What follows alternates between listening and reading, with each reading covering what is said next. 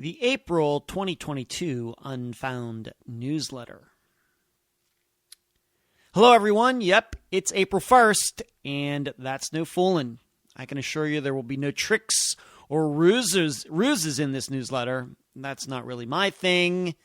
Nothing but the truth, as usual. Me, I'm good. I've been back in Florida for a month. It's been beautiful, although as I write this on the landing by the elevators, the wind is whipping out of the south at about 25 miles an hour.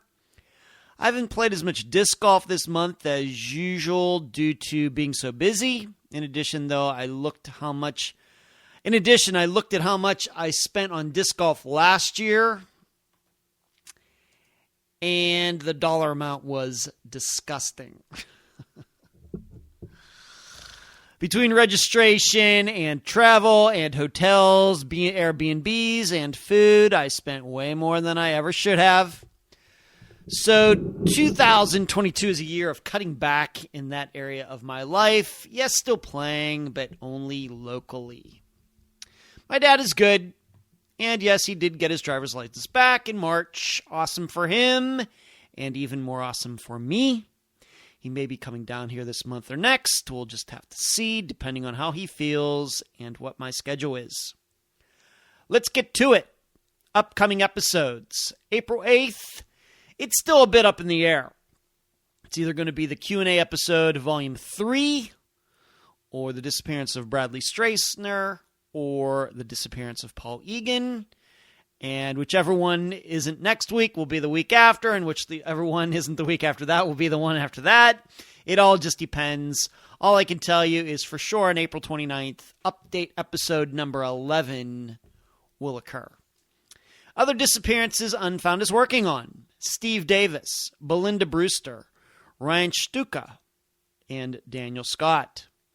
I want to thank everyone, my assistants, former guests, listeners, and friends of the podcast who continue to send family members our way. A couple meetups. I haven't met a lot of Unfound listeners over the past 5.5 years. This is not by design. I have nothing against meeting any of you. In fact, I would love to do so. However, there are often logistics involved. What is my schedule? What restaurant / bar / library / venue will accommodate us, how far to travel, etc. That are tough to figure out, especially when I am as busy as I am. Yes, there are podcasters who arrange to meet with listeners, but those are often not done by the hosts themselves. They have a listener or significant other or even a management company. Yes, some podcasters have agents and managers and PR reps. I do not. Who do the work. Then all the host has to do is show up. And I should say, the one time I went to an Unfound meetup, it wasn't even technically an Unfound meetup, and it was arranged by a listener in Amarillo. Thank you, Charmin. That was during the summer of 2019. It seems like yesterday. I bring this up because I had the rare occasion in March to meet 2 listeners during 2 separate occasions. The first one was on March 4th, and the other was just recently on March 27th. For the first one, I met the woman and her husband over in Tampa, and we had a really nice lunch. And we sat and talked for 2 hours. They were here from Michigan to see family, and that night they went to a hockey game. The more recent occasion happened right here at my condo building. The couple came over from the Zephyr Hills area. She had bought one of the Unfound books and wanted me to sign it. We sat and talked for about 20 minutes in the lobby, sitting on the couches and just chilling. Like the first get-together, this was also a good time, and I enjoyed meeting them. I have to admit that I never thought I would get to a place in my life where people would travel over any kind of distance to specifically meet me. Yes, when I worked at Star Trek in Las Vegas, I met people from all over the world. They took pictures of me with their kids. We talked Star Trek, although I always had to stay in character. But none of those people came to Vegas to specifically see me. They were there to go to the experience, and I just happened to work there. By the way, given all the pictures that were taken of me and my colleagues back then, I am stunned I never see any of them online, even though they were taken 20 years ago. So what does go through my head when I meet listeners in Amarillo? when I met the listeners in Amarillo and the people recently, my thought, I hope I don't let them down. Hey, we've all had it happen. We want to meet somebody we see on TV or at the movies or on YouTube. Then when the time comes, it's like, that person isn't at all what I expected. He was boring. She was rude, yada, yada, yada. Hey, you only have one chance to make a good first impression. Luckily, I'm not much of an actor, despite me being one for 4.5 years. So I'd like to think, and the people who have met me can give their own impressions, that the person you hear on these episodes, the person you see during the live show, the person you've seen during shows with Dr. Telesco, is the real me. In fact, it's the only me. Now, right about now, you may be saying, but Ed, you don't go to CrimeCon. You've made a lot of derogatory comments regarding it, and that's a great place to meet listeners. Well, that last part is certainly true, but the reason I don't go to CrimeCon is not necessarily because of the listeners who will be there. It's because of the overall culture of it. Entertainment derived from people suffering, which is what CrimeCon is. And yes, I don't believe any of Unfound's listeners should ever go to it. But they will, and there's nothing I can do about it. I should say this. I think some of the hosts show up at CrimeCon because they like meeting listeners a little too much. But never think I don't go to CrimeCon because I don't like meeting the listeners. I do, but if I'm going to meet them, I want it to be in the correct atmosphere. So if you'd like to meet sometime, I'm up for it. For lunch, at a park, coffee shop, wherever. Keep in mind, though, I will check your background out and before we meet, because, well, I do get a lot of weird people emailing me. I don't want to be the first missing persons host who goes missing. Next topic, Shopify/Megaphone. How is it going with my podcast platform? For the most part, pretty well. Why do I write for the most part? Well, I'll get to that. I'm finding the upload process easy to use, although I did kind of mess it up with the first episode, Mark Heimbaugh. It's very easy to insert the ad markers, everything is very well laid out, and the controls are a bit less quirky than the Podomatic ones. Likewise, their customer service people have been good when I've asked questions about how certain things work. Better than all that is that just today, March 31st, I got to speak with one of their customer representatives about the future of Unfound. How can this podcast reach more people?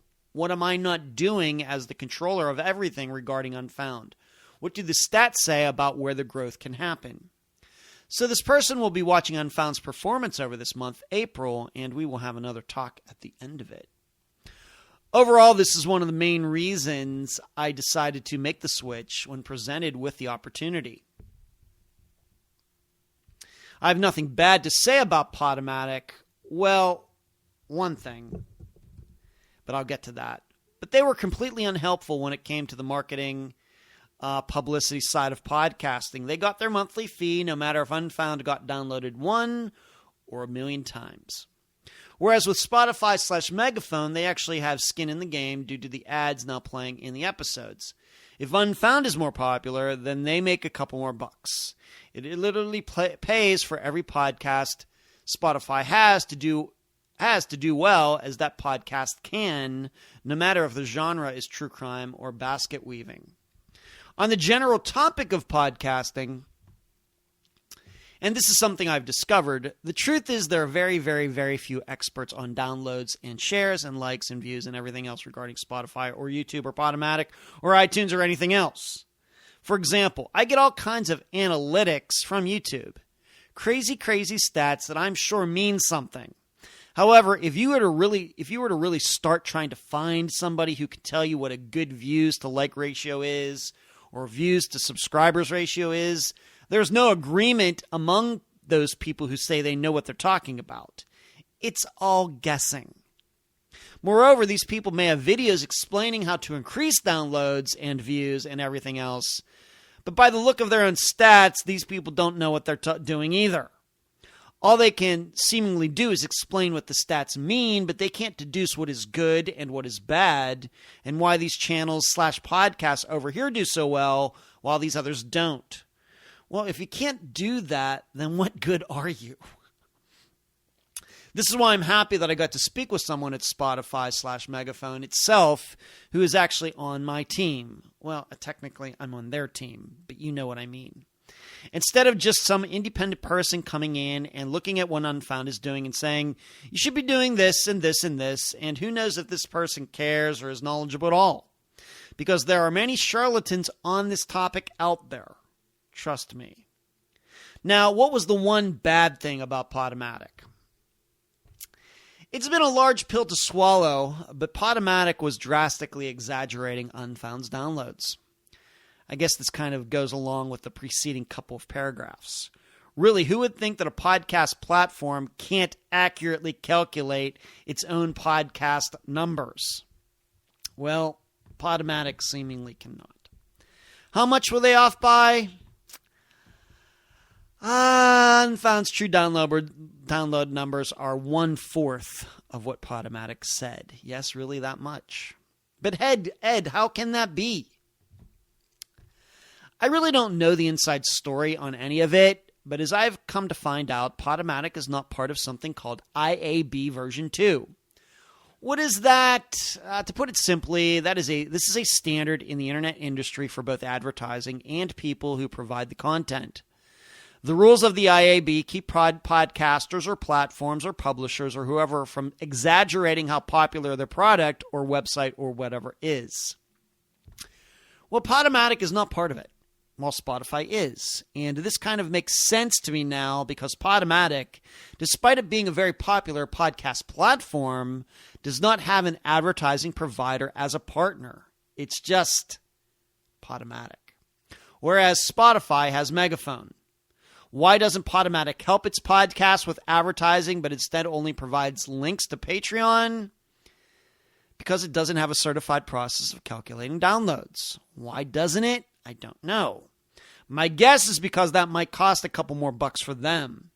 In addition, if Podomatic were to become IAB version 2 certified, all the stats of all of its podcasts would drop and there would be a lot of ticked off hosts. Don't I know the feeling? Just a thought. As you would expect, advertisers only want to pay for real downloads and views and plays, not fake ones. Is Podomatic doing this on purpose? I don't think so.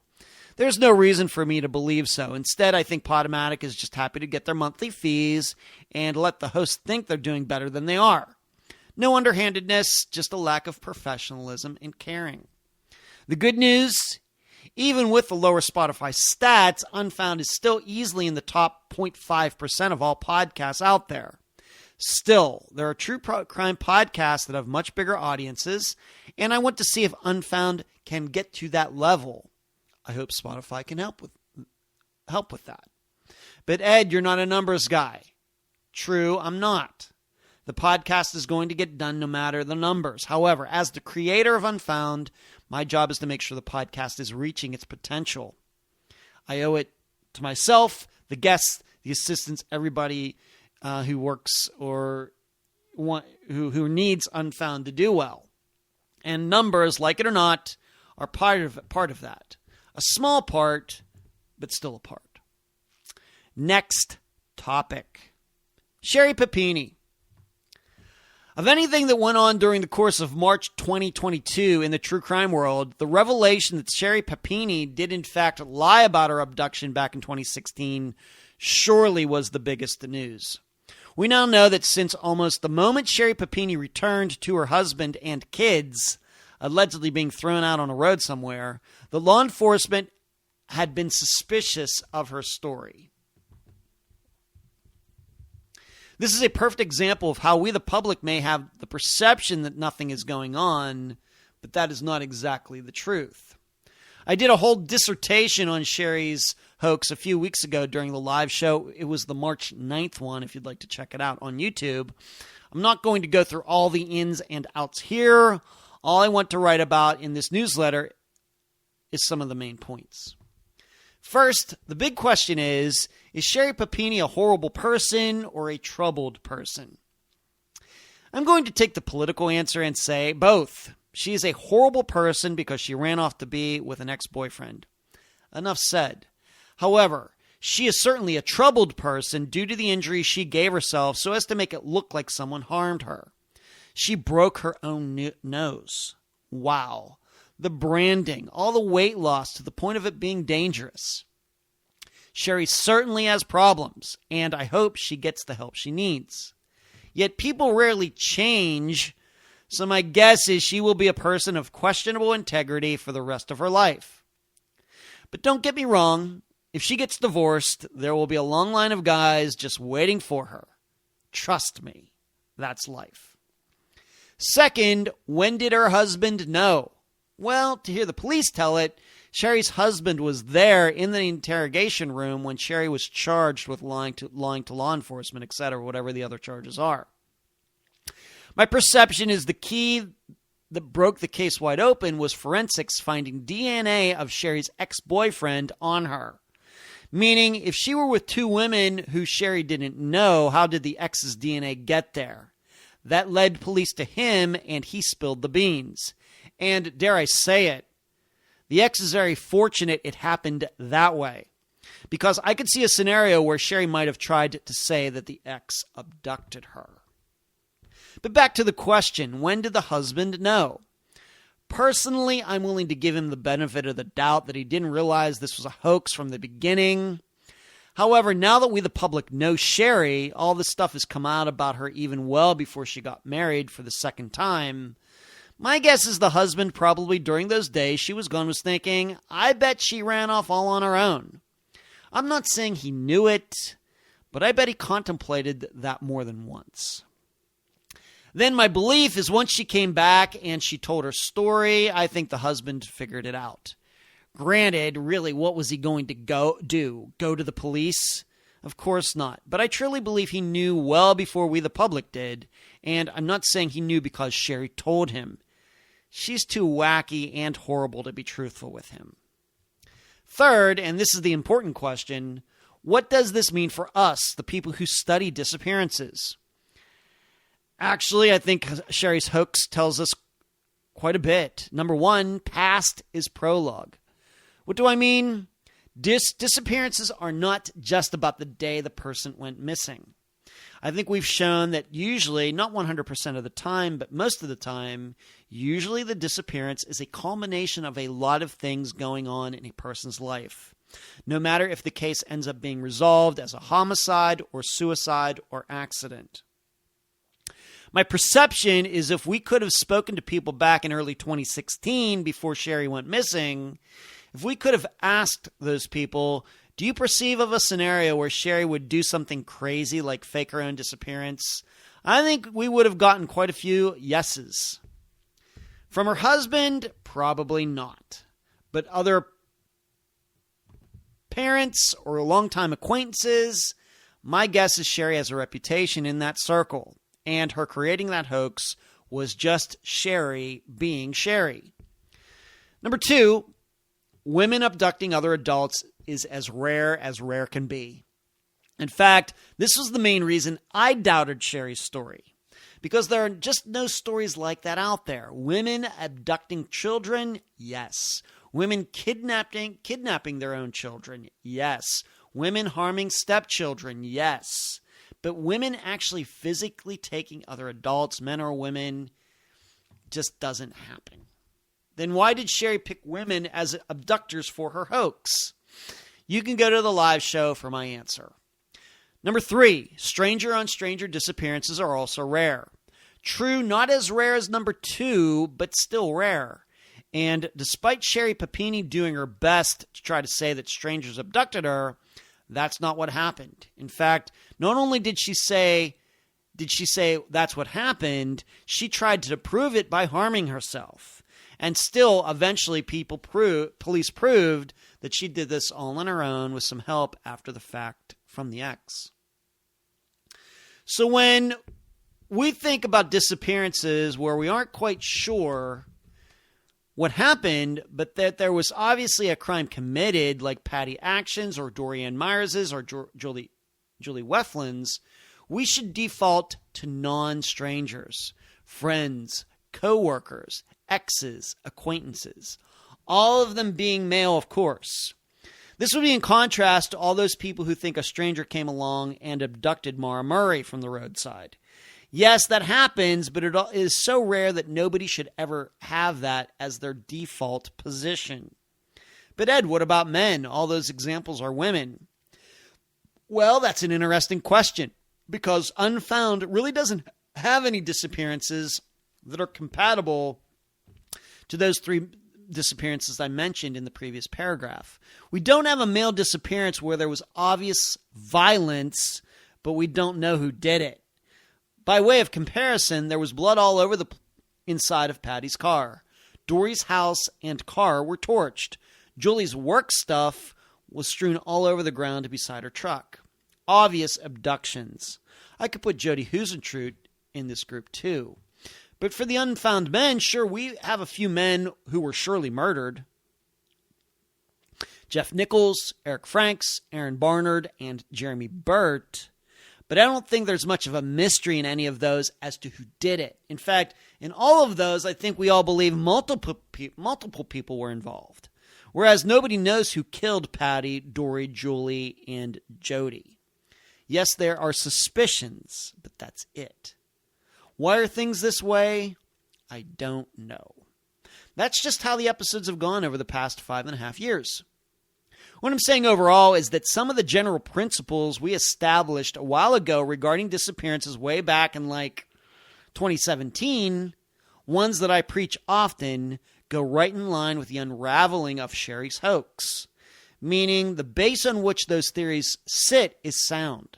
Further meaning, we are all getting smarter about disappearances. Last topic, YouTube. If you've checked it out, I'd love to hear what you think about the new format for the episodes on YouTube. You now get to see me and the guest as the interview happened. This started with Keena Hardy for the Kimberly Wilson Tally episode. I followed that up with today's episode concerning Harry Milligan. Not only that, though, you also get to see me as I record the episode. What this means is you see me in the video doing the introduction and the rest of it. What this means is as you see me in the video doing the introduction and the rest of it, that is the actual recording that is used for the audio episode on Spotify and iTunes and everywhere else. It's the best simulcasting I can do without going fully live. The suggestion to do this came from my assistant Cherie. Then I had to figure out if it was technically possible, given the equipment I have, which it was. Furthermore, her suggestion immediately resonated with me because more and more radio shows are doing this. Meaning not only can you listen to local DJs and hosts in your car, but many of them have their show running at the same time on Twitter or Instagram or Facebook or wherever else. Simulcasting live is not really a new thing, though. Jim Rome, the national sports host, has been doing that for 15 years. However, I think what I'm doing is certainly new because I don't think podcast hosts actually video themselves recording their episodes. Hey, we're always looking to break new ground here at Unfound. That's it. Thanks for reading and listening.